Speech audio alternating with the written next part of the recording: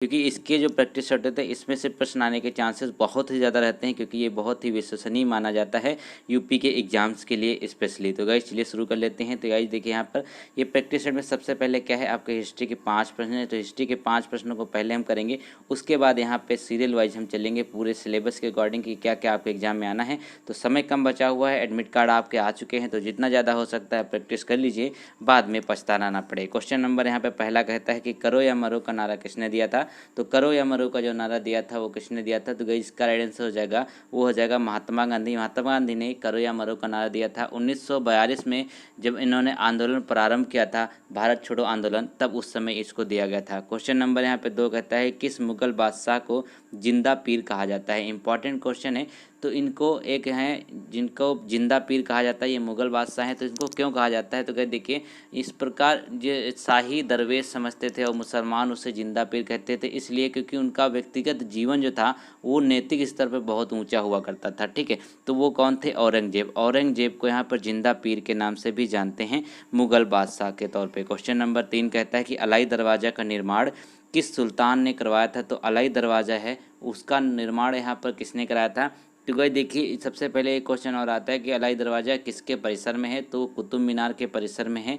और यहाँ पे ये बन के कब तैयार हुआ, तो 1311 ईस्वी में इसको बन के तैयार किया गया। और उसके बाद यहाँ पे जिसका अलाउद्दीन खिलजी ने इसका निर्माण कराया था। तो राइट आंसर क्या हो जाएगा, अलाउद्दीन खिलजी ने अलाई दरवाजे का निर्माण कराया। तो अलाउद्दीन और अलाई देखिए मैच करता है, तो इससे आप याद भी कर सकते हैं।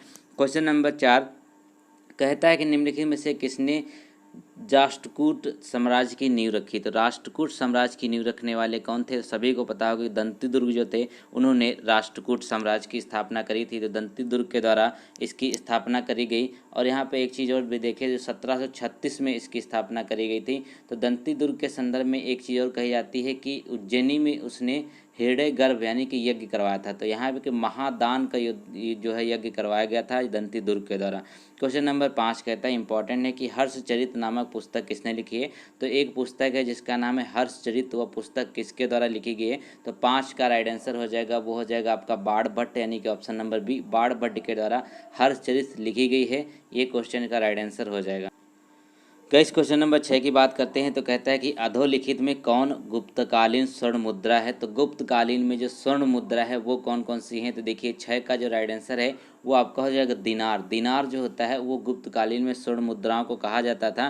ठीक है, और यहाँ पे देखिए चीनी यात्री जो फायान थे उनके अनुसार ये चीज़ें कही गई हैं। तो क्रय विक्रय की जो बात होती थी बाजार वगैरह में, वो कौड़ियों का प्रयोग किया जाता था वहाँ पर, उसमें कौड़ियों का। क्वेश्चन नंबर 7 कहता है कि निम्नलिखित में से किसे एशिया के ज्योतिपुंज के नाम से जाना जाता है। तो एशिया के ज्योतिपुंज के नाम से किनको जाना जाता है, सभी को पता होगा, गौतम बुद्ध जो थे, भगवान गौतम बुद्ध को यहाँ पर एशिया के ज्योतिपुंज के नाम से जानते हैं। और इसके साथ साथ यहाँ पे देखिए जो लाइट ऑफ एशिया के नाम से भी जानते हैं, इन पर एक पुस्तक भी है।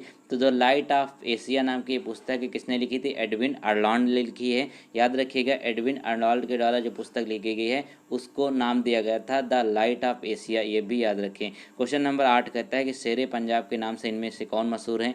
तो शेरे पंजाब के नाम से जो मशहूर हैं वो सभी को पता होना चाहिए कि लाला लाजपत राय को शेरे पंजाब के नाम से जाना जाता है। ये इसका राइट आंसर हो जाएगा सी, लाला लाजपत राय। और भी यहाँ अगर चीज़ें देखें तो देखिए जो भारतीय राष्ट्रीय कांग्रेस में गरम दल के नेता तथा पंजाब के प्रतिनिधि हुआ करते थे ये, और इन्हें पंजाब केसरी के नाम से भी जाना जाता है। पंजाब केसरी और शेरे पंजाब दोनों नाम इनको दिए गए थे, याद रखें। क्वेश्चन नंबर 9 कहता है गांधी जी ने जिस विदेशी पत्रकार को दांडी मार्च के समय अपने साबरमती आश्रम में ठहराया था वह कौन था। तो यहाँ पर एक पत्रकार थे जिनको दांडी मार्च के समय उन्होंने अपने साथ रखा था गांधी जी ने। तो उनका नाम था यहाँ पर वेब मिलन। ये कहाँ के रहने वाले थे, ये अमेरिका के रहने वाले थे, ये भी याद रखिएगा। ठीक है, ये अमेरिका के रहने वाले थे, इनको याद रखें। क्वेश्चन नंबर यहाँ पे अगला देखें, कहता है 10 में कि 1938 में भारतीय राष्ट्रीय कांग्रेस के जो अध्यक्ष थे वो निर्वाचित हुए थे। तो 1938 में भारतीय राष्ट्रीय कांग्रेस के अध्यक्ष कौन बने थे, सुभाष चंद्र बोस बने थे, याद रखिएगा। क्वेश्चन पूछा जा चुका है यूपी ट्रिपल में एक बार। ये हरिपुरा गुजरात, जहाँ गुजरात में पड़ता है हरिपुरा, तो हरिपुरा का जो अधिवेशन हुआ था वहाँ पर इनको जो है राष्ट्रीय कांग्रेस के अध्यक्ष बनाए गए थे। तो इनके विपक्षी कौन थे, इनके विपक्षी थे उस समय सीतारमैया को, उनको हरा कर इन्होंने यहाँ पर इसकी अध्यक्षता हासिल करी थी, इसको याद रखेंगे। क्वेश्चन नंबर यहाँ पे अगले देख लेते हैं। ज्योग्राफी से प्रश्न कहता है 11 में कि सतपुड़ा और बिंद के बीच कौन सी नदी बहती है। तो सतपुड़ा और बिंद पहाड़ियों के बीच में जो नदी बहती है उसका क्या नाम है, वो हो जाएगी नर्मदा। एक नर्मदा से स्टैटिक फैक्ट ये है कि ये पश्चिम की तरफ बहती है, यानी कि ये आपकी जो बाकी नदियाँ उनकी तरह नहीं बल्कि पश्चिम की तरफ बहती है। तो ये याद रखिएगा, इसका राइट आंसर हो जाएगा option number D. Question number यहाँ पे अगला देखें। तो गाइस यहाँ पे क्वेश्चन नंबर 12 की बात करते हैं। कहता है कि 8 ग्रहों में बुध शुक्र से कौन से स्थान पर है। तो बुध जो है वो सूर्य से कौन से स्थान पर है गाइस, ये याद रखिएगा। तो 12 में अगर देखें सबसे पहले क्या पड़ता है, इसी तरीके से तो आप काउंट करते हैं बुध शुक्र पृथ्वी मंगल बृहस्पति शनि अरुण वरुण।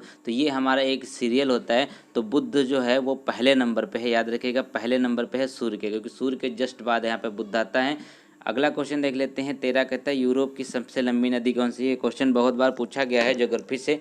तो यूरोप की सबसे लंबी नदी जो है वो है आपकी वोल्गा नदी। वोल्गा नदी यूरोप की सबसे लंबी नदी है। इसके बाद आपकी डेन्यूब नदी है। तो वोल्गा नदी की जो लंबाई है गाइस वो है आपकी 3692 किलोमीटर, 3692। ये यूरोप की सबसे लंबी नदी के नाम से जानते हैं इसको।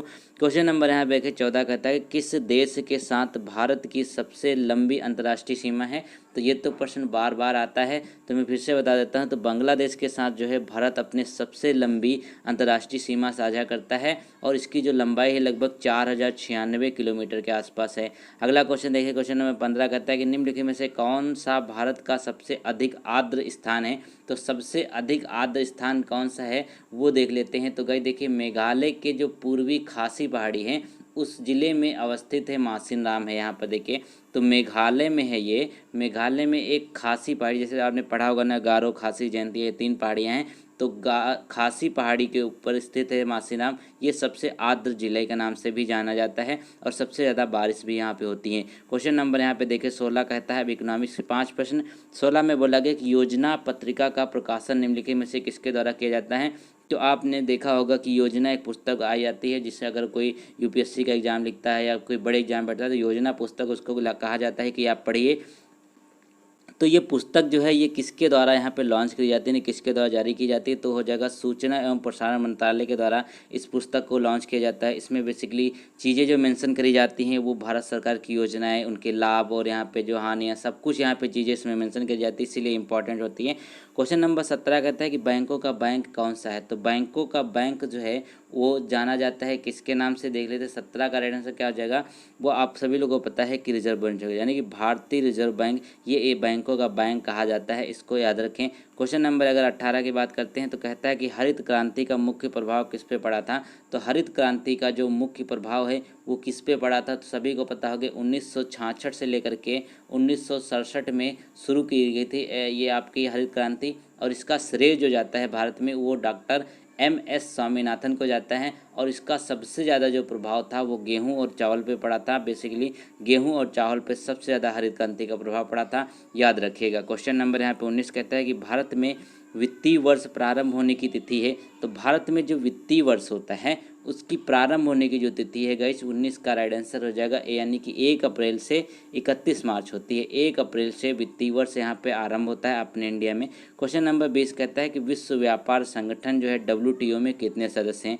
तो विश्व व्यापार संगठन यानी कि जो WTO है इसमें टोटल के टोटल जो है 164 जो है इस समय इसके देश हैं। 164 में जो नवीनतम है यानी कि 164वां देश है गाइज वो अफगानिस्तान था, जो 2016 में शामिल हुआ था। लेकिन गाइज इस समय अफगानिस्तान जिस कंडीशन में है मुझे नहीं लगता कि यहाँ पे देखिए उसकी कंडीशन इस समय ठीक है, क्योंकि तालिबान ने पूरा कब्जा कर लिया है, राष्ट्रपति उसके फरार हो चुके हैं। तो गाइज बहुत ही बुरे हालात है वहाँ पर। क्वेश्चन नंबर 21 कहता है, आपका संविधान से लेते हैं। तो कहा गया कि संविधान का कौन सा भाग नागरिकता के प्रावधानों से संबंधित है।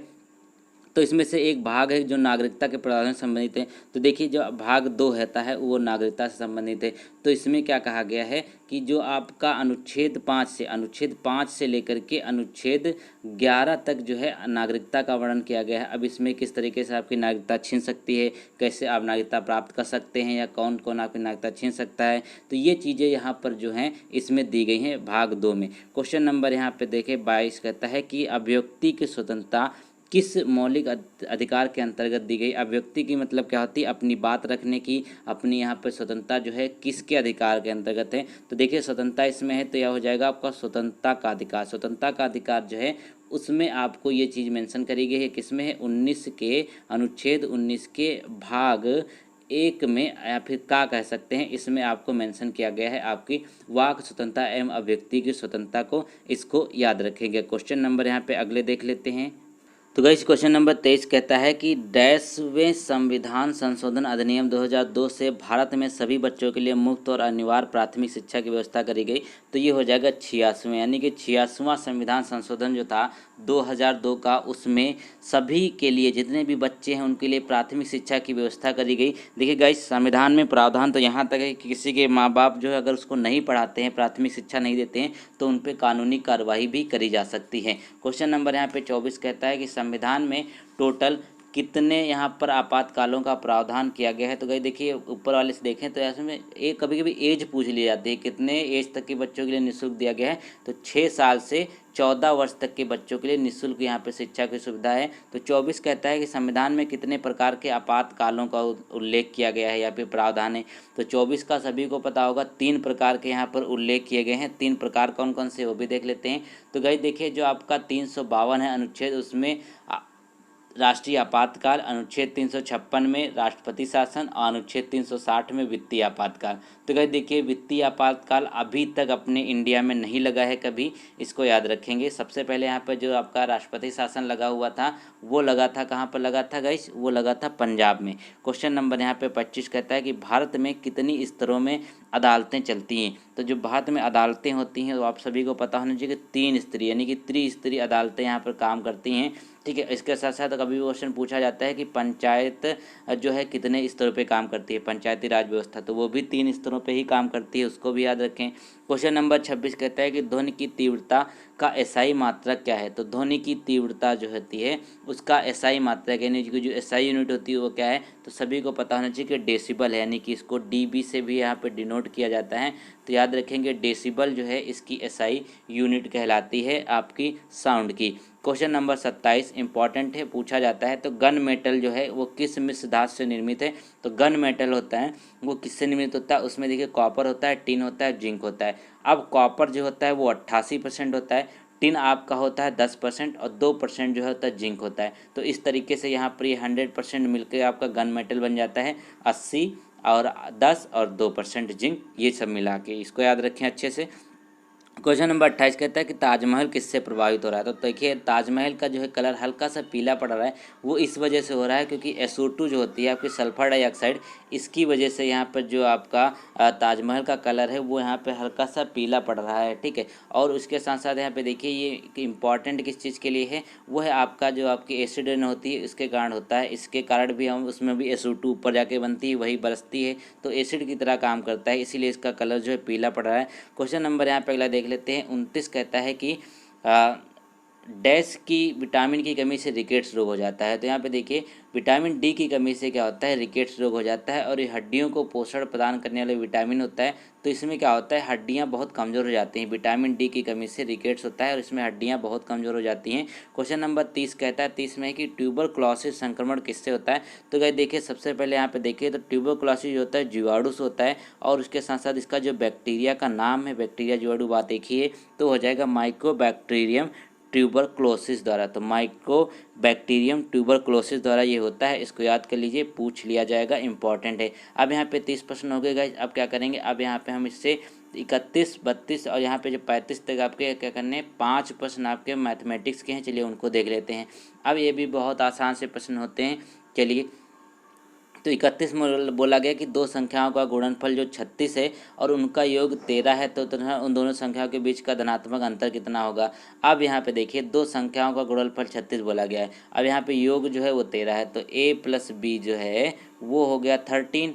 ठीक है, क्योंकि यहाँ पे उनका योग a+2 हमने संख्या मानी है। अब ab कितना हो जाएगा, ab हमारा 36 दिया हुआ है। ये हमारी दो चीज़ें बन गई। अब क्या करेंगे, अगर हम यहाँ पे ध्यान से देखें तो क्या होता है, आपका a-b का होल स्क्वायर का जो फॉर्मूला होता है उसको हम किस तरीके से लिख सकते हैं। देखिए आपका क्या होता है, a-b स्क्वायर का जो आप फार्मूला इसको खोलेंगे तो क्या हो जाएगा, a+b स्क्वायर हो गया। ठीक है, -4ab। अब ये आपको यहाँ इसमें फार्मूला ये लगेगा, तो क्या करेंगे a+b में क्या हो जाएगा आपका 13 इसकी वैल्यू दी हुई, तो क्या हो जाएगा 13 का यहाँ पे स्क्वायर हो जाएगा। फिर यहाँ पे क्या करेंगे 4 × 36 हो जाएगा, क्योंकि यहाँ पे ab की वैल्यू 36 दी हुई है। अब जो इसको हम सॉल्व करेंगे तो आपको कितना आ जाएगा, टोटल 25 आ जाएगा। अब यहाँ पे 25 आ गया, क्योंकि यहाँ पे देखिए a-b का होल स्क्वायर है, तो स्क्वायर अगर यहाँ से हटाएंगे तो यहाँ पर यहाँ पे क्या हो जाएगा, ये इसका स्क्वायर हो जाएगा, तो यहाँ पे a-b की जो वैल्यू आ जाएगी गाइस वो 5 आ जाएगी। तो 5 इसका राइट आंसर हो जाएगा। ये देख लीजिए, बहुत ही आसान था। तो क्वेश्चन नंबर 32 कहता है, इसमें आप देखें कि एक भिन्न का अंश उसके हर से 4 कम है, तो एक भिन्न का अंश जो है उसके हर से 4 कम है। यदि अंश को 2 से घटा दिया जाए और हर को 1 से बढ़ा दिया जाए तो हर अंश का 8 गुना हो जाता है। तो भिन्न ज्ञात करनी है। अब यहाँ पे देख लेते हैं, जैसा जैसा ये कह रहा है वैसा वैसे ही आपको करना है। तो इसमें क्या हो जाएंगी, मान लीजिए कि भिन्न है वो आपकी कितनी हो जाएगी, x/3 y मान लेते हैं। तो x/y हमने भिन्न को मान लिया।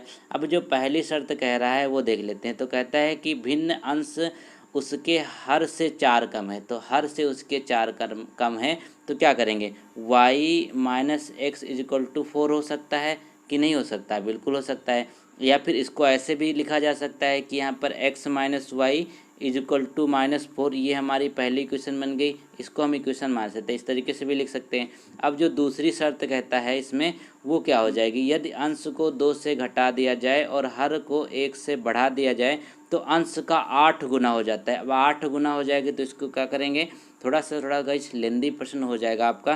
तो यहाँ पे देखिए क्या कहता है, आपका 8 है, x - 2 कर लेंगे इसके यहाँ पे जो दूसरी वाली शर्त कहती है। फिर क्या हो जाएगी, y+1 हो जाएगा। ऐसी इक्वेशन बनेगी कि नहीं बनेगी, बिल्कुल बनेगी। इसको थोड़ा सा और सॉल्व करेंगे तो क्या हो जाएगा, 8x - y = 17 हो जाएगा। ये हमारी दूसरी इक्वेशन बन गई। अब यहाँ पर ये जो दोनों इक्वेशन बनी है बस इन्हीं को आपको सॉल्व करने लेना है। इन दोनों इक्वेशन को सॉल्व करेंगे तो आपकी जो x की वैल्यू आ जाएगी ना गाइस, वो आपकी 3 आ जाएगी। तो अब यहाँ पे x की वैल्यू जब 3 आ जाएगी तब यहाँ पे किसी भी इक्वेशन में हम x की वैल्यू रख लेंगे और हमारी जो भिन्न है वो 3/7 आपको मिल जाएगी आराम से। क्वेश्चन नंबर यहाँ पे 33 कहता है कि यदि √5 ब्रैकेट है, इसके पावर 7 है, यहाँ पे देखिए। इसके बाद ये आप इस तरीके से दिया हुआ है, इसको हम कैसे सॉल्व करते हैं। अब इसको सॉल्व करने के लिए क्या करेंगे, अब देखिए हमारे क्या √5 इस तरीके से दिया हुआ है, इसकी पावर 7 है। अब भाग है तो ये बटे में आ सकता है कि नहीं आ सकता है, बिल्कुल आ सकता है। तो उसका क्या करेंगे, √5 यहाँ इसकी पावर 5 हो जाएगी, ये इसको ऐसे बटे में लिख सकते हैं, बिल्कुल लिख सकते हैं। अब फिर क्या हो गया, 5p के बराबर है, ठीक है, 5 की पावर p के बराबर है।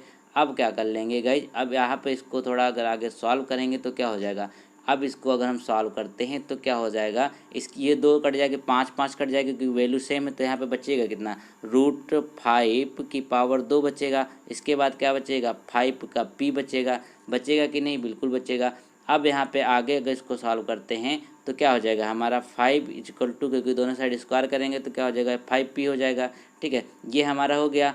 अब यहाँ पे देख लेते हैं गाइज, 5 = 5p हो गया, यानी कि पावर आपकी जो आपकी बेस था वो सेम हो गया। तो यहाँ पे p की जो पावर की हो जाएगी, p की वैल्यू क्या हो जाएगी, 1 ही तो आएगा। देखिए यहाँ पे 1 हो जाएगी, जिसकी कुछ नहीं होती उसकी पावर 1 होती है। तो डी का राइट आंसर क्या हो जाएगा, 1 हो जाएगा। अब अगले प्रश्न की ओर चलें। तो गाइस क्वेश्चन नंबर जो 34 कहता है कि एक परीक्षा में अनीता को 31% अंक मिले हैं और वह 16 अंकों से अनुत्तीर्ण हो गई। बहुत ही फेमस क्वेश्चन है ये। सुनीता ने 40% अंक प्राप्त किए और उससे आवश्यक उत्तीर्णता से 56 अंक अधिक मिले, तो उत्तीर्ण होने के लिए न्यूनतम आवश्यक अंक ज्ञात करना तो बहुत ही आसान हो जाएगा। अब यहाँ पे देख लेते हैं क्या हो जाएगा कि उसको कितने % अंक मिले हैं, 31% यहाँ पर अंक मिले। अब वह क्या हो जाएगा, वह 16 अंकों से अनुत्तीर्ण हो जाती है। अगर इसमें 16 हम जोड़ देंगे तो क्या हो जाएगा, वो पास हो जाएगी, बिल्कुल। अब यहाँ पे क्या हो जाएगा, 40% अंक प्राप्त किए। अब 40% अंक प्राप्त किए, ठीक है, उससे अधिक मिले। अब देखिए उसने क्या किया कि उसको अधिक मिले, तो 56 अगर इसमें माइनस कर देंगे तब भी वह पास हो जाएगी 40% प्राप्त करने के बाद। तब यहाँ पर बस इस इक्वेशन को आपको सॉल्व कर लेना है। तो इधर कितना हो जाएगा, 9% हो जाएगा, इधर 72 हो जाएगा, क्योंकि यहाँ पे ऊपर नीचे माइनस करके घटा देंगे। तो 1% की वैल्यू जो कितनी हो जाएगी, वो आपकी 8 आ जाएगी। तो 1% की वैल्यू अगर 8 आई है तो अब क्या करेंगे, अब इसमें देख लेते हैं। तो 31, ये इस वाली इक्वेशन को चलते हैं। तो 1% की वैल्यू 8 आई है, तो क्या करेंगे 31 गुणे 8 कर देंगे और प्लस 16 कर लेंगे, तो 31 गुणे 8 कितना हो जाएगा, 248 हो जाएगा। 248 प्लस 16 कितनी वैल्यू आ गई, 264 हो गया। 264 इसका राइट आंसर हो जाएगा, यानी ऑप्शन नंबर सी यहाँ पे देखिए बिल्कुल करेक्ट हो जाएगा। अब यहाँ पे देखिए क्वेश्चन नंबर जो 35 कहता है, इसमें कहता है ए तथा बी द्वारा प्राप्त अंकों का औसत बी तथा सी द्वारा प्राप्त अंकों के औसत का 15 से कम है। अब यहाँ पे जो कह रहा वही हम करते हैं, तो क्या बोला गया, ए प्लस बी का औसत जो है वो बी सी की औसत है। औसत का मतलब क्या होता है, दो ही तो नीचे करेंगे, क्योंकि जितना ऊपर नंबर आप टोटल होता है उसी के नीचे हम उससे डिवाइड कर देते हैं। अब यहाँ पे क्या बोला, बी प्लस सी का औसत, और यहाँ पे क्या है 15 औसत कम है, तो इसमें से माइनस कर देंगे कि ये कम है, इसको ब्रैकेट में कर लेते थोड़ी देर के लिए। अब क्या करेंगे, अब जो हम करने वाले हैं वो देख लेते हैं। अब यहाँ पे इसको और थोड़ा अगर सॉल्व करेंगे तो क्या हो जाएगा, ये हमारी इक्वेशन बन गई। अब समझ लिए क्वेश्चन हो गया, क्योंकि यहाँ पे आप क्या करेंगे, बी प्लस सी होगा, -30 हो जाएगा, उसके बाद यहाँ 0.2 हो जाएगा। अब यहाँ पे देखिए दो दो यहाँ पे दोनों तरफ बराबर है तो कैंसिल हो जाएगा। तो यहाँ पे अब क्या करना है, a plus b is equal to b plus c -30, इस इक्वेशन को आपको सॉल्व कर लेना है। उसके बाद आपका राइट आंसर क्या हो जाएगा, 35 आ जाएगा। a की वैल्यू 35 आ जाएगी, यानी कि राइट आंसर आपका 35 हो जाएगा। बहुत आसान था। अब यहाँ पे देखिए 5 प्रश्न आपके ग्रामर के आने हैं, हिंदी ग्रामर के। तो हिंदी ग्रामर में अगर देखें तो कहता है 36 में कि शब्दों में वर्तनी की दृष्टि से कौन सा शब्द अशुद्ध लिखा हुआ है। तो अशुद्ध जो शब्द लिखा हुआ वो देख लेते हैं। तो गाइस इसमें देखिए जो निरापराध है, निरापराध जो अशुद्ध लिखा हुआ, बाकी पुष्पांजलि, भास्कर, उज्ज्वल, ये सारे के सारे यहाँ पे सही लिखे हुए हैं, तो इसका राइट आंसर हो जाएगा बी। अब यहाँ पे देखिए क्वेश्चन नंबर 37 कहता है कि पैर से सिर तक वाक्यांश के लिए एक शब्द क्या होगा। तो पैर से सिर तक के लिए वाक्यांश का जो एक शब्द होता है उसको कहते हैं अपाद मस्तक। अपाद मस्तक इसका राइट आंसर हो जाएगा, अपाद मस्तक इसको हम कहेंगे। अब यहाँ पे देख लेते हैं अगला क्वेश्चन। अगला क्वेश्चन कहता है 38 में कि पगड़ी रख घी चख लोकोक्ति का अर्थ क्या है। तो पगड़ी रख घी चख लोकोक्ति का जो अर्थ हो जाएगा वो यहाँ पे हो जाएगा गाइस, मान सम्मान से ही जीवन का आनंद होता है। यानी कि पगड़ी रखने का मतलब है, अगर आप पगड़ी देखिए, पगड़ी उछालने का अर्थ क्या होता है, बेइज्जती करना, लेकिन पगड़ी रखने का मतलब होता है मान सम्मान से ही जीवन का आनंद है घीचक। तो यहाँ पे देखिए अगर मान सम्मान प्राप्त करेंगे तो जीवन का आनंद बहुत अच्छा रहेगा। क्वेश्चन नंबर यहाँ पे अगला देखें तो 39 में कहता है कि कवि और उसकी रचना का कौन सा जोड़ा सही नहीं है। अब यहाँ पे इसमें देख लेते हैं कौन सा जोड़ा जो है वो सही नहीं है। तो यहाँ पे देखिए जो आपका उद्धव शतक है ये आपका जोड़ा सही नहीं, बाकी ये सारे के सारे सही हैं, क्योंकि जो उद्धव शतक पुस्तक है वो यहाँ पर जगन्नाथ दास द्वारा लिखी गई है, ना कि भारतेंद्र हरिश्चंद्र के द्वारा। क्वेश्चन नंबर 40 कहता है कि सूर्योदय शब्द का संधि विच्छेद क्या है। तो सूर्य प्लस उदय होता है, इसका सभी को पता होगा, बहुत ही आसान है, क्योंकि हिंदी में कोई भी एग्जाम्पल देता है सूर्योदय का ही देता है। तो 40 का राइट आंसर हो जाएगा बी, यानी कि सूर्य प्लस उदय होगा। अब चलते हैं अगले प्रश्नों की ओर। गाइस इंग्लिश के 5 प्रश्नों में क्या है, अब पैसेज आपका आना है। तो पैसेज में देखिए ये आपका छोटा सा पैसेज है, तो वीडियो पॉज करके इसको पैसेज को पढ़ जरूर लीजिएगा, क्योंकि ये पूरे प्रश्न करने का मतलब है हम पूरे प्रश्न यहाँ पे करने वाले हैं। तो गाइस देखिए यहाँ पे पैसेज पढ़ लीजिए। तो उम्मीद है आपने पैसेज पढ़ लिया होगा, बहुत छोटा सा पैसेज से जो पहला प्रश्न पूछा गया, बोला गया है कि why should we learn grammar. तो बोला गया कि हमको ग्रामर क्यों लर्न करनी चाहिए, क्यों पढ़नी चाहिए, क्यों याद करनी चाहिए। तो 41 का राइट आंसर क्या हो जाएगा, to acquire good speaking and writing skill. To acquire good speaking and writing skill, यानी कि गुड स्पीकिंग यानी कि अच्छा बोलने और अच्छा लिखने के लिए हमें ग्रामर पढ़ना जरूरी है। यही तो हमने पैसेज में पढ़ा। क्वेश्चन नंबर 42 कहता है कि how long would it take to gain mastery over grammar. तो बोला गया है कि ग्रामर के ऊपर यहाँ पे कमांड पाने के लिए लगभग कितना समय लग सकता है। तो पैसेज में हमको देखने को मिला कि 1 साल, उसमें बोला गया 1 साल के अंदर आप अच्छी ग्रामर उसमें पढ़ सकते हैं, सीख सकते हैं। क्वेश्चन नंबर यहाँ पे अगला देखें तो अगले में देखिए अगला कहा गया है आपका कि इसमें एक बोला गया इनकरेक्टली स्पेल्ड, यानी पे एक यहाँ पे गलत लिखा हुआ है, गलत स्पेलिंग लिखी हुई, वही आपको बताना है। तो 43 में अगर यहाँ पे ध्यान से देखिए आपका जो पहला ऑप्शन है यही यहाँ पे गलत लिखा हुआ है।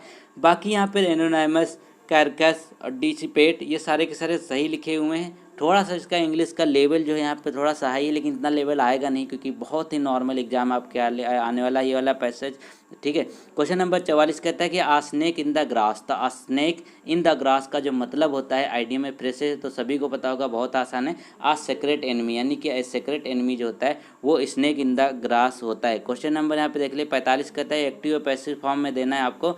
तो 45 में कहा गया है कि the thief was being arrested by the police. तो थीप जो है पुलिस के द्वारा वो जो अरेस्ट कर लिया गया, तो इसका जो एक्टिव पैसिव फॉर्म होगा वो क्या होगा, तो 45 में देख लेते हैं, इसका राइट आंसर होगा सी होगा, the police was arresting the thief, ये इसका राइट आंसर हो जाएगा। अब यहाँ पे देख लेते हैं क्या होगा, 5 प्रश्न आपके रीजनिंग के आने हैं। तो रीजनिंग के 5 प्रश्नों में क्या है, आपको सबसे पहला जो है वो क्रम वाइज दिखाना है। सबसे पहले क्या होगा, उसके बाद क्या होगा, उसके बाद ये चीज़ें यहाँ पे क्रम हमको दिखाना है। तो 46 में अगर देख लेते हैं गाइज, तो सबसे पहले क्या होगा, सब्जी होगी, फिर क्या होगा, उसको काटा जाएगा, फिर क्या होगा, उसको यहाँ पर आपको तैयार करना है, फिर यहाँ पर क्या हो जाएगा, आपको उसको पैक करना है, फिर यहाँ पे क्या हो जाएगा, आपका देखिए स्टोर करना पड़ेगा, फिर यहाँ पे क्या हो जाएगा, उसका परोसा जाएगा। तो टोटल इसका जो राइट आंसर हो जाएगा 46 का, वो आपका हो जाएगा सी, यानी कि 2, 6, 4, 3, 5, 1, इस तरीके से आपका हो जाएगा। अब देख लेते हैं अगला प्रश्न। अगले प्रश्नों में यहाँ पे देखिए रिलेशनशिप से प्रश्न दिया हुआ है। तो गाइस यहाँ पे जो 47 का प्रश्न है, इसमें देखिए आपको पहले कोड करके बता दिया गया है कि a प्लस बी का जो अर्थ है ए बी की पिता है, ठीक है। अब यहाँ पे इसके तरीके देखें तो कहता है कि r प्लस एस का जो मतलब क्या होगा कि r जो है वो b का पिता है। तो हम इसी तरीके से इसको देखेंगे। तो सबसे पहले यहाँ पे क्या फिगर आपका बनेगा, जो r है वो यहाँ पे देख लेते हैं। अब इसको हम फिगर का बनाते हैं, तो r जो है वो पिता हो जाएगा किसका, s का हो जाएगा। इसके बाद कहता है s इंटू टी, तो s इंटू टी का मतलब क्या था, a b का भाई है, तो a b का भाई है। तो यहाँ पे देख लेते हैं ये t जो है इसका भाई हो जाएगा, क्योंकि यहाँ फैमिली ट्री तो हम इसी तरीके से बनाते हैं, जनरेशन वाइज बनाते हैं। अब उसके बाद कहता है कि t माइनस वी का मतलब क्या होता है, a b की बहन है, तो a जो है वो v की बहन है। तो यहाँ पे देख लेते हैं आपका ये क्या हो जाएगा, v यहाँ पर हो जाएगा। अब उसके बाद हम देखें क्या कहता है, v भाग u का मतलब होता है a b की बेटी है, a जो है वो b की बेटी है। लेकिन यहाँ पर a के नहीं, हमको यहाँ पे v और u से मतलब होगा कि v जो है u की बेटी है।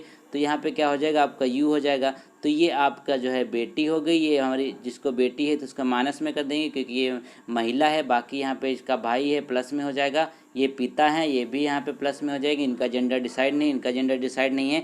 तो अब क्या करेंगे, एस का यू से क्या संबंध है, जो एस है उसका यू से क्या संबंध है। तो गाइस देखिए यहाँ पे बेटा ही तो जाएगी, दोनों जो आपस में पति पत्नी हो जाएंगे, यानी कि माता पिता हो जाएंगे इन दोनों के। तो ये हो जाएगा इसका बेटा, राइट आंसर हो जाएगा जनरेशन वाइज। इसी तरीके से आपको फैमिली ट्री बनाना होता है। अब क्वेश्चन नंबर यहाँ पे 48 कहता है 48 में कि 15 अगस्त 2021 को सप्ताह का कौन सा दिन होगा। तो 15 अगस्त 2021 को सप्ताह का कौन सा दिन होगा, ये आपको बताना है। तो ये कैलेंडर का एक क्वेश्चन है गाइज, तो इसको कोडिंग से किया जाता है। अगर आपको कोडिंग याद है तो इसको कर लीजिएगा, मैं आपको ये नहीं कराने वाला हूँ। तो इसका राइट आंसर क्या आएगा वो बता देता हूँ, रविवार आएगा। तो इसको आप कर लीजिएगा, ठीक है, क्योंकि इसमें कोडिंग वगैरह होती है, कोडिंग आपको याद करनी पड़ेगी। ऐसे मैं बता दूँ तो आप समझ में नहीं पाएंगे। अगले प्रश्नों की ओर चलिए गाइज। यहाँ पे क्वेश्चन नंबर 49 की बात कर लेते हैं। तो बोला गया है कि आपको साइट्रस को इससे कोड किया गया है, यू को यहाँ पे इससे कोड किया गया है। तो हमारा श्योरिटी जो है वो किससे कोड किया जाएगा, कुछ नहीं करना है। इसमें आपको देखना है एस का कोड नंबर क्या है। तो एस का यहाँ पे कोड नंबर क्या है, वो 4 हो जाएगा।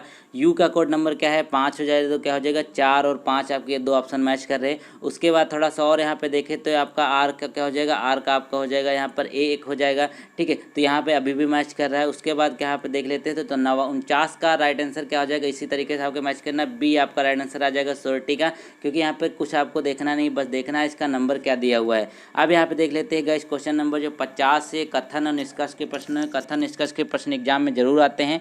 तो 50 में कहता है कि कुछ जानवर हाथी हैं। तो कुछ जानवर जो हैं यहाँ पे देख लेते हैं, कुछ जानवर जो हाथी हैं। इस तरीके से हम इसका फिगर बना लेते हैं, ये हा है, ठीक है, हाथी है। उसके बाद कहता है कुछ हाथी बाघ है। तो कुछ हाथी जो है ये बाघ है। इस तरीके से एक फिगर बन गया। एक फिगर यहाँ पे इसका और बनेगा, इस तरीके से यहाँ पे बनेगा, क्योंकि सारे के सारे यहाँ पे आपस में कनेक्ट होंगे थोड़ा थोड़ा, ठीक है। अब यहाँ पे 2 फिगर हैं। अब इसमें बोलता है कुछ जानवर जो हैं वो बाघ हैं, कुछ जानवर यहाँ पर जो हैं वो बाघ हैं। तो यहाँ पे देखिए कुछ जानवर बाघ हैं, ये बिल्कुल सही हो जाएगा, इस वाले फिगर के अकॉर्डिंग बिल्कुल सही है। फिर बोलता है कोई भी बाघ जानवर नहीं है। तो कोई भी बाघ जानवर नहीं है, इसका मतलब क्या है, ठीक है। तो यहाँ पे देख लेते हैं इसका मतलब क्या है, ये हो भी सकता है और नहीं भी हो सकता है। तो यहाँ पे जिसका राइट आंसर क्या होगा गाइस, ये आइदर और वाला है, यानी कि या तो निष्कर्ष 1 होगा या तो निष्कर्ष 2 होगा। तो इसको एक बार अपने हिसाब से करके जरूर देखिएगा।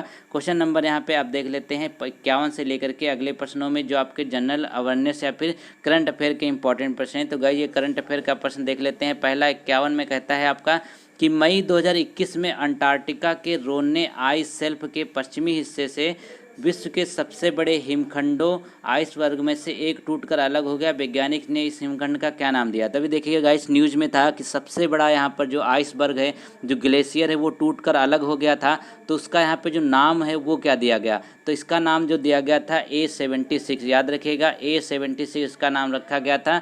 इसको याद रखिए। इसकी जो लंबाई गाइस थी वो देख लेते हैं, 170 किलोमीटर इससे मात्र लंबाई थी। ग्लेशियर की बात कर रहा हूँ, किसी सिटी या फिर राज्य की नहीं। तो 170 किलोमीटर लंबा था और 25 किलोमीटर चौड़ा था यह। तो यह जो है हिमखंड वेडल सागर में तैर रहा है, अभी भी वेडल सागर में यह हिमखंड तैर रहा है। क्वेश्चन नंबर 52 कहता है कि जून 2021 में केंद्रीय मंत्रिमंडल द्वारा मंजूरी प्रदत्त अंतर्देशीय पोत विधेयक 2021 किस अधिनियम को प्रस्थापित करेगा? तो यहाँ पे देखें, क्वेश्चन नंबर जो 52 कहता है इसमें कि जून 2021 में केंद्रीय मंत्रिमंडल द्वारा मंजूरी पर विधेयक जो है वो पारित करेगा आपको किस चीज़ को? वो यहाँ करेगा 1917 वाले को, यानी कि अंतर्देशीय पोत अधिनियम 1917 को यहाँ पर प्रस्तापित यानी कि डिस्प्लेस करेगा। क्वेश्चन नंबर यहाँ पे देखें 53 कहता है कि जून 2021 में संयुक्त राष्ट्र शैक्षिक वैज्ञानिक और सांस्कृतिक गठन यूनेस्को समिति ने ग्रेट बैरियर रीफ को खतरे में विश्व धरोहर स्थलों की सूची में जोड़ने की सिफारिश की है। ग्रेट बैरियर रीफ जो किस देश में है? तो देखिए जो ग्रेट बैरियर रीफ है वो सभी को पता होना चाहिए कि ऑस्ट्रेलिया में है। तो इसको अभी खतरा में बोला गया है, तो इसको सिफारिश की गई है यूनेस्को में जोड़ने के लिए। तो ये इसका राइट आंसर हो जाएगा। ये सबसे बड़ी प्रवाल वित्तीय द्वीप है विश्व की, याद रखें। क्वेश्चन नंबर यहाँ पे देखें 54 कहता है कि अप्रैल 2021 में Adani ports and special economic zone जो है आपका APSCG ने किस पोर्ट यानी बंदरगाह में विश्व समुद्र होल्डिंग की 25% हिस्सेदारी का अधिग्रहण किया है? तो ये अडानी पोर्ट्स ने हिस्सेदारी खरीदी है 25%। तो किसकी खरीदी है? तो 54 का राइट आंसर क्या हो जाएगा गाइस, वो आप देख लेते हैं। तो इसमें जो है आपका जो हिस्सेदारी खरीदी गई है किसकी? तो ये देखिए जो कृष्णापट्टनम पोर्ट है, कृष्णापट्टनम पोर्ट है, इसकी हिस्सेदारी इनके द्वारा खरीद ली गई है। इसको याद रखेंगे, 25% हिस्सेदारी इसकी खरीदी गई है। तो अगला क्वेश्चन देख लेते हैं गाइस। तो दोस्तों क्वेश्चन नंबर 55 की बात करते हैं तो कहता है कि मार्च 2021 में संपन्न UNESCO all England open badminton championship 2021 के पुरुष एकल का खिताब किसने जीता? अब संपन्न UNESCO all England open badminton championship, तो इसको जीता है 55 का राइट आंसर क्या हो जाएगा? ये जीता है यहाँ पर पुरुष एकल खिलाफ मलेशिया के लीजी जिया ने। तो लीजी जिया ने जीता है, ये मलेशिया के रहने वाले, इसको याद रखेगा। क्वेश्चन नंबर यहाँ पे 56 कहता है कि जून 2021 में उखनागिन खुरेल सुख किस देश के राष्ट्रपति चुने गए? तो जून का ये करंट अफेयर है, इंपॉर्टेंट है जून के सारे। तो कहता है कि उखल नागिन सुरेल सुख किस देश के राष्ट्रपति चुने गए हैं? तो 56 का राइट आंसर क्या हो जाएगा गाइस? वो हो जाएगा मंगोलिया। मंगोलिया के ये राष्ट्रपति चुने गए हैं, इनको याद रखें। क्वेश्चन ये पहले प्रधानमंत्री भी रह चुके हैं, ये भी देख लीजिए। क्वेश्चन नंबर 57 कहता है कि जून 2021 में institute for economics and peace द्वारा जारी वैश्विक शांति सूचकांक 2021 में कौन सा देश पहले स्थान पर रहा है? तो देखिए यहाँ पर जो देश पहले स्थान पर रहा है वो कौन सा रहा है वैश्विक शांति सूचकांक में? तो इसका राइट आंसर हो जाएगा 57 का, वो रहा है आइलैंड, यानी कि जो आइसलैंड है इसकी रेटिंग जो रही है वो रही है 1.1, इसको याद रखेंगे। और जो भारत का जो रैंकिंग रही, आइसलैंड सबसे नंबर 1 पर, जो भारत की रैंकिंग है वो है आपकी 135वें स्थान पर। इसकी जो रैंकिंग थी वो रही थी, स्कोर जो था 2.553 हुआ था, याद रखेंगे। तो भारत को 135वां स्थान मिला है इसमें अंतर्राष्ट्रीय जो आपका वैश्विक शांति सूचकांक है। क्वेश्चन नंबर 58 कहता है कि भारत ने वित्त वर्ष 2020-21 में अब तक सबसे अधिक FDI प्रवाह आकर्षित किया है। FDI प्रवाह राशि कितनी है? तो FDI की पूरी राशि पूछ लिया, ये मत समझिएगा पूछा नहीं जाएगा, पूरी FDI पूछ लेता है कितनी थी। और यहाँ पे जो पूरा बजट का पूछ लेता है, एक एक पॉइंट में पूछ लेता है गाइज, आप कम मत समझिए एग्जाम को। तो 58 का यहाँ पे जो राइट आंसर है गाइज वो आपका हो जाएगा, आपका इसका जो है टोटल है जो आप देख सकते हैं कि 81.72 बिलियन डॉलर्स की FDI थी लास्ट में। क्वेश्चन नंबर यहाँ पे देख लेते हैं 59 कहता है कि 12 से 16 जनवरी 2021 के मध्य 24वें राष्ट्रीय युवा महोत्सव का आयोजन किया गया। इस वर्ष इस महोत्सव का मुख्य विषय क्या था? तो देखिए 12 और 16 जनवरी को 2021 के मध्य 24वें राष्ट्रीय युवा महोत्सव का आयोजन किया गया। तो इसका जो विषय रखा गया था, जिसकी थीम रखी गई 59 की, वो देख लेते हैं। तो इस वर्ष महोत्सव की जो विषय थी युवा उत्साह नए भारत का। तो युवा उत्साह नए भारत का, ऑप्शन नंबर ए इसकी राइट आंसर है। क्वेश्चन नंबर 60 कहता है कि वर्ष 2020 का प्रतिष्ठित बुकर पुरस्कार किसे प्रदान किया गया है? तो 2020 का यहाँ पे पूछा गया है, तो किया गया था कि इसको सग्गी बेन को, यह पुरस्कार उनके उपन्यास सग्गी बेन के लिए दिया गया है। तो इनका उपन्यास से नाम भी बता देते हैं, आप सस्पेंस में मत रहिए। तो दिया गया है डगलस स्टुअर्ट को, डगलस स्टुअर्ट को दिया गया। इसके उपन्यास का क्या नाम था? सग्गी बेन, याद रखिएगा। क्वेश्चन नंबर यहाँ पे अब देख लेते हैं, करंट के हो गए हमारे। अब जनरल अवेयरनेस के, जनरल अवेयरनेस के 10 प्रश्न आपके मोस्ट इंपॉर्टेंट। बोलता है कि निम्नलिखित त्योहारों में से किसका अर्थ मेरी मेकिंग ऑफ द गॉड्स है? तो मेरी मेकिंग ऑफ द गॉड्स से है, तो किसका अर्थ है या देख लेते हैं। 61 में अगर देखे गाइस, तो उसका जगह का लाई हरोबा मणिपुर के मुख्य उत्सवों में से एक है, इसको याद रखिएगा। तो लाई हरोबा का मतलब होता है यहाँ पर मेरी मेकिंग ऑफ द लॉर्ड्स, इसको याद रखें। क्वेश्चन नंबर 62 कहता है कि टेस्ट ऑफ माई लाइफ नामक पुस्तक के लेखक निम्नलिखित में से कौन सा है? तो टेस्ट ऑफ माई लाइफ के जो पुस्तक के लेखक हैं गाइस, वो हैं युवराज सिंह। तो युवराज सिंह आप सभी लोग जानते होंगे, ये जो है इनकी टेस्ट ऑफ माई लाइफ इसलिए इन्होंने पुस्तक लिखी क्योंकि इनके बीच में कैंसर हुआ, उससे उभरे, और उसके बाद इन्होंने वर्ल्ड कप खेला, उसमें अच्छी परफॉर्मेंस दी, 2011 का वर्ल्ड कप भी हम लोग जीते। तो इसलिए इसका राइट आंसर हो जाएगा आपका ये। क्वेश्चन नंबर यहाँ पे 63 कहता है कि भारत में डेयरी रिसर्च सेंटर कहाँ है? तो भारत में जो डेयरी रिसर्च सेंटर है वो कहाँ पर है? तो मैंने पहले भी आपको बताया था कि हरियाणा के करनाल में स्थित है आपका भारत में dairy research centre. Question number 64 कहता है कि प्रथम भारत रत्न किससे मिला था? तो सबसे पहले जो भारत रत्न दिया गया था 64 का, वो देख लेते हैं। तो देखिए यहाँ पे 1954 में जो है सबसे पहली बार इसको दिया गया था। तो यहाँ पर किसको दिया गया था वो देख लेते हैं। तो भारत रत्न सम्मानित किया गया जिनमें से 3 लोग थे, पूरे टोटल का टोटल कितने लोग दिए थे? 3 लोगों को दिया गया था, जिसमें राजगोपालाचारी, सीवी रमन और राधा कृष्णन थे। तो गाइज यहाँ पे ऑप्शन में सिर्फ आपको सीवी रमन दिया हुआ है, तो यही इसका राइट आंसर हो जाएगा। लेकिन 3 लोग थे टोटल, राजगोपालाचारी, सीवी रमन और राधा कृष्णन, तो तीनों को एक साथ दिया गया था। क्वेश्चन नंबर 65 कहता है कि अंतर्राष्ट्रीय महिला दिवस कब मनाया जाता है? तो अंतर्राष्ट्रीय महिला दिवस 8 मार्च को मनाया जाता है, ये तो सभी को ही पता होगा। क्वेश्चन नंबर 66 कहता है कि यहाँ पर अगला प्रश्न देखें। तो गाइस क्वेश्चन नंबर जो 66 वो कहता है कि निम्नलिखित में से कौन सा राज्य बांग्लादेश के साथ अपनी सीमा साझा नहीं करता? तो यहाँ पे एक राज्य है जो बांग्लादेश के साथ अपनी सीमा साझा नहीं करता, उस यहाँ पे राज्य का आपको नाम बताना है। तो इसका राइट आंसर क्या हो जाएगा 66 का? वो हो जाएगा आपका, देखें तो इसके साथ साथ जो पहले देख लेते हैं इसमें साझा जो करते हैं वो कौन कौन से है। तो बांग्लादेश की जो साझा करते हैं उसमें पश्चिम बंगाल हो गया, आसाम हो गया, मेघालय हो गया, त्रिपुरा हो गया, ठीक है, और उसके साथ साथ आपका जो असम और मिजोरम भी शामिल है। तो लेकिन 66 का आपका जो राइट आंसर हो जाएगा गाइस वो हो जाएगा बी, यानी कि मणिपुर जो है वो इसकी सीमा साझा नहीं करता है। क्वेश्चन नंबर 67 कहता है कि तबल चोंगली किस राज्य के लोक नृत्य का रूप है? तो तबल चोंगली जो है एक राज्य का लोक नृत्य है, वो आपको बताना है। तो 67 में अगर देखें तो ये आपको हो जाएगा असम का, असम का ये लोक नृत्य है तबल चोंगली। तो असम के और भी बहुत सारे फेमस हैं, जैसे बिहू, खेल गोपाल, केनोई, ये यहाँ के अन्य जो हैं वो महत्वपूर्ण है। तो याद रखिएगा असम के अन्य भी हैं बिहू, खेल गोपाल, केनोई और तबल चोंगली। क्वेश्चन नंबर यहाँ पे देखिए 68 कहता है कि भारत के विभाजन के समय जो सीमा रेखा खींची गई वह क्या कहलाती है? तो भारत के विभाजन के समय जो सीमा रेखा खींची गई थी 68 का राइट आंसर क्या हो जाएगा? वो हो जाएगा आप देख सकते हैं, मैं वो आपकी रेड क्लिफ रेखा हो जाएगी, रेड क्लिफ रेखा इसका राइट आंसर हो जाएगा।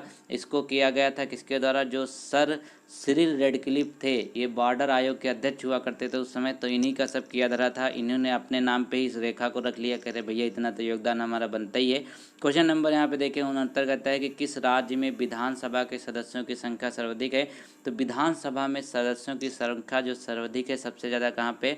सभी को पता है उत्तर प्रदेश इतना बड़ा राज्य है, तो यहाँ पर तो सबसे ज़्यादा है। कितना है? टोटल 403 यहाँ पे विधानसभा सीटों की संख्या है। क्वेश्चन नंबर 70 कहता है कि हरित क्रांति के जनक जाने जाने वाले नॉर्मन बोरलॉग जो है वो कहाँ के रहने वाले हैं? तो देखिए क्वेश्चन ये पूछा जाता है कि हरित क्रांति के जनक के रूप में किसको माना जाता है? तो होते हैं नॉर्मन बोरलॉग। अगर पूछ लिया जाए कहाँ के रहने वाले हैं तो इसका भी तो राइट आंसर आपको देना पड़ेगा। तो 70 का राइट आंसर क्या हो जाएगा? यूएसए, यानी कि ये अमेरिका के रहने वाले थे, अमेरिका के रहने वाले थे नॉर्मन बोरलॉग। अगला प्रश्न देखेगा इस गाइस, अब 71 से 75 के बीच में क्या है आपको गद्यांश दिया हुआ है। तो गद्यांश देखिए आपको सिर्फ 8 लाइन का यहाँ पे इसको पढ़ना है, तो पढ़ लीजिए इसको, 2 मिनट के अंदर आप इसको पढ़ सकते हैं आसानी। तो वीडियो पॉज करके इसको पढ़ लीजिए, फिर इसके हम प्रश्न यहाँ पे करते हैं। तो 71 से 75 और 75 से 80 के बीच में आपको गद्यांश में देखने को मिलेंगे आपके पीटी के एग्जाम में। तो गाइस उम्मीद करते हैं आपने पढ़ लिया होगा। तो यहाँ पे देखिए इस गद्यांश को हमने पढ़ा, तो कहता है कि गद्यांश में अंधकार शब्द किस और संकेत करता है? तो गाइस देखिए जो गद्यांश में जो आपका अंधकार शब्द है वो यहाँ पर संकेत किस चीज़ में करता है, तो वो कर रहा है अपराधों की ओर। जो आपका अंधकार होता है अपराधों की ओर यहाँ पर संकेत कर रहा है। क्वेश्चन नंबर 72 कहता है कि लेखक ने किसे सबसे बड़ा पाप कहा है, तो लेखक ने इस गद्यांश में सबसे बड़ा पाप किसको कहा है, अंधकार को स्वीकार कर लेना, यानी कि अंधकार को स्वीकार कर लेना ही सबसे बड़ा पाप कहा है। क्वेश्चन नंबर यहाँ पे देखें 73 कहता है कि जब व्यक्ति स्वयं के प्रति किए गए अन्याय शोषण के विरुद्ध आवाज़ नहीं उठाता है तो 73 में अगर देखें तो क्या कहता है कि कोई व्यक्ति जो है अन्याय शोषण के विरुद्ध आवाज़ नहीं उठाता है तो क्या होता है, इससे दूसरों के प्रति अन्याय शोषण को बढ़ावा मिलता है। ठीक है, तो ये पैसेज में हमने पढ़ा। इसका 74 क्वेश्चन देखें तो 74 में बोला कि अंधकार का निषेध किस ओर संकेत करता है, तो अंधकार का जो निषेध है वो किस ओर संकेत करता है, तो 74 का राइट आंसर हो जाएगा आपका डी, यानी कि यह मानना कि समाज में अन्याय शोषण बुराइयां नहीं हैं, ये यहाँ पर संकेत करता है किस चीज़ का, अगर आप कहते हैं अंधकार है। क्वेश्चन नंबर 75 कहता है कि इस गद्यांश का मुख्य उद्देश्य क्या है, तो गाइस इस गद्यांश का जो मुख्य उद्देश्य है वो देख लेते हैं। तो 75 का राइट आंसर क्या हो जाएगा बी, यानी कि अन्याय और बुराइयों को दूर करने के लिए प्रेरित करना। तो गाइस अब यहाँ पे अगला प्रश्न देख लेते हैं। अगले प्रश्नों में क्या है 76 से 80 के बीच में, इसमें भी बहुत छोटा सा पैसेज है, इसीलिए मैं आपके लिए छोटे से पैसेज आपको लेके आता हूँ ताकि आप आराम से पढ़ के इनको करिए। इससे बड़े पैसेज आपको देखने को एग्जाम में भी शायद ही मिले। तो गाइस ये छोटा सा पैसेज, इसको भी पढ़ लीजिए वीडियो पॉज करके, बहुत ही आसान है, छोटा सा पैसेज है। तो गाइस उम्मीद है आप लोगों ने पढ़ लिया है। अब यहाँ पे देखिए 76 में कहता है कि लेखक के अनुसार हम किनके प्रति अन्याय करते हैं, तो लेखक के अनुसार हम किनके प्रति अन्याय करते हैं, तो 76 में अगर देखें तो 76 का राइट आंसर क्या हो जाएगा आपका, वो हो जाएगा बी, यानी कि जो निम्न वर्ग के हैं उनके लिए, उनको क्या करते हैं, हम उनके प्रति अन्याय करते हैं। क्वेश्चन नंबर 77 कहता है कि लेखक के अनुसार हम किनके नाम पर पैसा इकट्ठा करते हैं, तो अब देखिए किनके नाम पे हम पैसा इकट्ठा करते हैं, तो पैसेज में क्या क्या लिखा था, उसमें लिखा था कि निम्न वर्ग के लोगों की भलाई के नाम पर हम पैसा इकट्ठा करते हैं, लेकिन यहाँ पे वो प्रयोग नहीं होता। क्वेश्चन नंबर यहाँ पे 78 कहता है कि लेकिन उनके हिस्से में शब्द ही आते हैं, ये बोला गया है उनके हिस्से में शब्द आते हैं, तो वाक्य में रेखांकित शब्द किस ओर संकेत करता है, तो वो जो है शब्द ही आते हैं, तो किसको संबोधित कर रहा है, तो 78 में देखेगा इस, तो ये हो जाएगा आपका बी, यानी कभी ना पूरे होने वायदों की तरफ ये आपको संकेतित कर रहा है जो शब्द आते हैं। क्वेश्चन नंबर यहाँ पे 79 कहता है कि प्रस्तुत गद्यांश के आधार पर हमने किससे नीचा रख छोड़ा है, तो यहाँ पे देखिए जो गद्यांश है इसमें बोला गया किसमें हमने सबसे नीचे छोड़ रखा है, किसको, तो 79 का राइट आंसर क्या हो जाएगा, बी हो जाएगा, निम्न वर्ग को हमने हमेशा से नीचे छोड़ रखा है, कभी उसको साथ लेकर चलने की कोशिश नहीं करी। अब इस क्वेश्चन नंबर अगर 80 की बात कर लेते हैं तो इसमें कहता है गद्यांश के आधार पर कहा जा सकता है कि, तो गद्यांश के आधार पर क्या कहा जा सकता है, वो ये कहा जा सकता है कि संसाधनों का असंतुलित बंटवारा वर्ग भेद की खाई को बढ़ाता है। तो गाइस 80% हमने टोटल कर लिए। अब क्या बचा है हमारे पास, डीआई का सेक्शन बचा है, तो डीआई में 81 से 85 के बीच में बचा हुआ है, तो पेपर पेन लेकर बैठ जाइए क्योंकि यहाँ पर प्रश्न जो है बहुत ही अच्छे हैं और ईजी होते हैं सारे के सारे प्रश्न। अब यहाँ पे देखिए ये कारों की संख्या दी हुई है, उसके बाद यहाँ पे डे दिए हुए हैं, डे 1 D2 D3 से 10 तक 10 दिनों का यहाँ डाटा आपको दिया हुआ है। तो अब यहाँ पे देखिए पहला प्रश्न कहता है कि D3 तथा D8 में खड़ी कारों की संख्या का अंतर कितना है। अब D3 में देखिए कितना है, 281 है कारों का टोटल।